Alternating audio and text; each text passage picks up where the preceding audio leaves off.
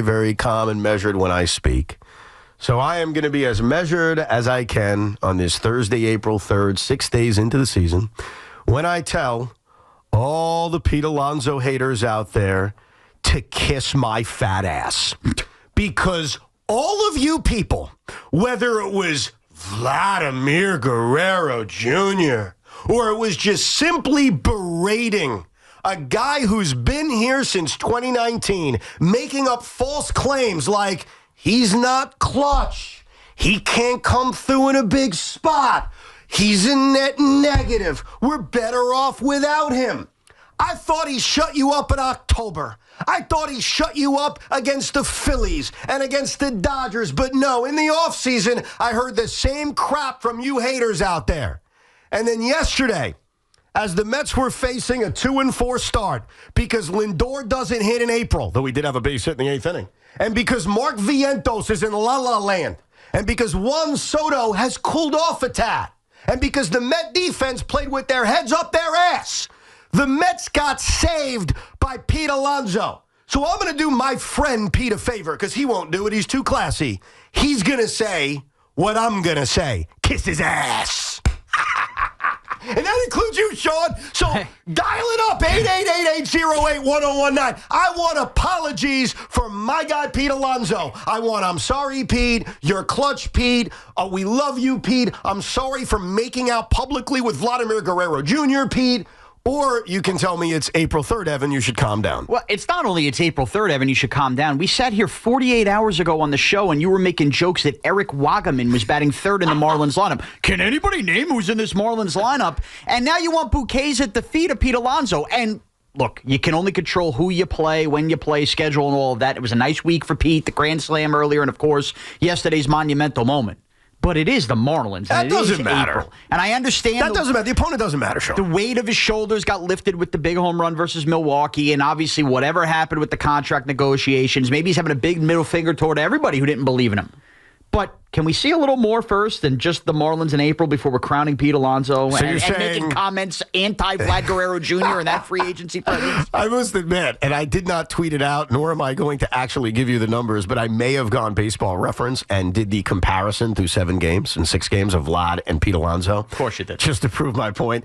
You know what it is? It is 6 games. And a win against the Marlins counts the same as a win against any other team. So I would argue that. I just think that yesterday's game, and we'll get to the Yankees on this a little bit later on as well, there are certain games in April and May and June that are just a little bit bigger than other games. It's 162 in a season, but there are games that are bigger. And if the Mets don't come back yesterday, and they lose 2 out of 3 to those crappy Miami Marlins, I think the tone on this radio station and the tone in the Met community would have been very, very negative. And so what Pete did, which is something I think he's done throughout his Met career, so I don't think Pete's changed, I think Met fans have just changed, is he rescued them. He did. And I think that matters. So you can degrade the Marlins all you want. I'm not going to argue the Marlins do stink. But I think that was a moment yesterday. And it's a moment that he's had before as a Met. And I want it to be a reminder to the Met fans out there that he's always been able to do this. And some of you people wanted to bury him last year because I'll admit he didn't have a great year last year. But are we that quick to judge that a bad season, and it was, from a guy who's been here since 2019 is enough to define him? I don't think it was fair this year. So, yeah, maybe I'm a little over the top 6 games into the season, but what Pete Alonso is what he is. That home run, he's done before. Right. And so I just want to appreciate that as a New York Met fan and call out the haters. And look, he has covered up a lot of the flaws we've seen with the Met lineup here to start the year, and especially this week in the series. You want to shut up the haters more, Evan? You want to make the comparisons more? Now what? Let's roll this over to this weekend in Toronto and give Vlad Guerrero Jr. a big middle finger on who the best first baseman is that's about to be again on the market. I want to make this clear. I got no hatred towards Vladimir Guerrero Jr. Well, I think based on your first 5 minutes, you clearly want Pete here for the long term and not Vlad Guerrero Jr. I think every Met fan, if we're all being honest with ourselves. Not that we want to do free agent talk in April, but you know what I mean. In a perfect world, we all want Pete Alonso here forever, but he needs to perform, and Met fans need to believe. So I want Pete to be here forever, but it was a reminder that I don't think he's been fairly described over the last 6 months. I think Pete Alonso's been talked about in a way that's been incredibly unfair. And I don't know if you remember I do remember this. I don't remember every show we've ever done or everything we've ever said on the radio, though you may think I do. You don't transcribe every single word that's ever coming out of every one of our mouths for 2 years? Sometimes I do. But I'll never forget the show we did before Game 3 against the Brewers, when Pete Alonso was at his bottom as a New York Met. Yes. He had a down season, which I admit. He was bad in the first 2 games. It was not a good sign for Pete Alonso. And I said on the radio during that open with Tiki, with you, with Tommy, I said, I believe in Pete, not because I'm just trying to be happy or positive like Positive Tommy. I believe in Pete because he's done it before. I know it's in him. And what we've seen through 6 games, while it's different than last year, to me is not that different from 2019 or that different from 2022 or that different from 2021. So I always knew it was in him. And maybe it is signing the new contract, even though it's not long-term. Maybe it was the home run against Devin Williams last year. I don't know what the moment was, but Pete Alonso is feeling like the old Pete Alonso, and I'm here for it. And one thing that I think we can all agree on, whether you want to argue, it's just the Marlins, these aren't really big moments. That was you, by the way, not me. I understand that. I'm having an argument with myself. Okay. Look, one nitpick everybody had about Alonso and what happened last year was the advanced numbers tell you at his age he's going to start the decline. We've already seen the best of Pete Alonso, and sometimes in baseball, a down year is just that, a down year. And I think at least early on, the one thing you could probably hang your hat on is we might have overreacted to that part of it, and that there's still plenty of good years in the bat of Pete Alonso. Well, I think that, and this is fair, because numbers matter. Pete Alonso had 3 consecutive years in which he was declining. Right. Okay, that's just stats. And to me, OPS is a very important stat, and that number went down 3 consecutive years. His home runs went up from 22 to 23, but his average went way down, his on-base way went down, his slugging went down. Bottom line was, yes, he was on a decline for 3 years. And a lot of people just assume that 27, 28, 29, that just must mean that's what's happening because of age. Right. That's not always the case. Sometimes it's not necessarily related to, he's getting older and he's getting worse. Because I've also seen Pete Alonso get better defensively. And what I've seen already this season is Pete having just better at-bats. I mean, you saw this on opening day when he had 3 at-bats in which he got to full counts. When he was fouling pitches off like we saw yesterday right before the big 3-run home run. So sometimes it's as boring, and I admit it's boring, as a mechanical adjustment. Sometimes it's just bad habits that are created. I just know this as a New York Met fan. Seeing Pete Alonso do what he did yesterday was important for 2 reasons. Number 1, 2-4 would have sucked going into the Met home opener. Definitely. And number 2, all you trolls need to kiss his ass. That's the other thing. Because I am sick and tired. And even you, Tommy. I love you, bro. You are a part of it slightly. You're not the biggest culprit. Obviously, there are others, like Sal Licata. But here's why you're part of the culprit-see, if you will. Yeah, please explain. You continued during this offseason to say a name that pisses me off, and that's Vladimir Guerrero Jr. He's not on this team. Pete is. Stop dreaming about him and be positive about our guy. Oh, Evan, you just never learn. I didn't like that, Tommy, because it's disloyal to Pete. No, it is not. In the Steve Cohen era, it's about and. It's not about or. I always said Vladimir Guerrero Jr. and Peter Jefferson Aloysius Alonso. You know why that's not true? Because it's literally true. I said, you mean it's true that I didn't say it? Or No. It's not, what I'm saying is not true? So your wife, who's a lovely, lovely lady. Well, I don't know what she has to do or anything. You'll see it'll all make sense. Your wife is a lovely lady, okay? You have also spent time on the radio openly pining for one Sydney Sweeney. Oh, yeah. Okay? And she's available now. Like Vlad. And she's available.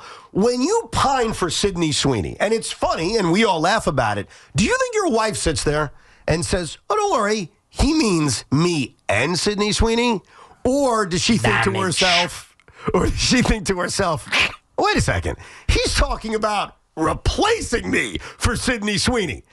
What do you think she thinks? Not what your intention is, not what your fantasies are, because God bless you. What do you think she thinks, Tommy? I think she thinks... Checkmate, by the way. This is why my husband pushed for a guest room.